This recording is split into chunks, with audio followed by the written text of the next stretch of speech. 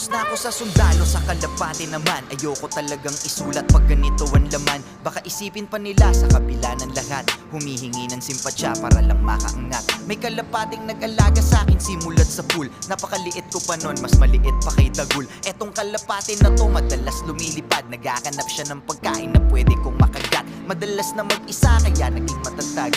Iniisip ko na lang na babalik siya agad. Dinadalasan ng dasal para lalong marinig. Pengi ng jacket Kuya Willie sa gabing malamig. Naranasan na namin ng madalas na matakot. Hindi sa multo, kundi sa tunay na bangungot. Huwag kang mag-alala, mawawala din to lahat. Kasi ikaw ang kalapate na matayog ang lipad. Ikaw ang kalapate, iba sa lahat. Ikaw ang nagturo sa akin lumipad.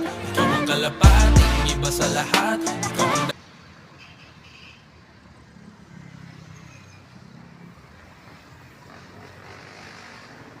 Yan guys, nakauwi na yung puti.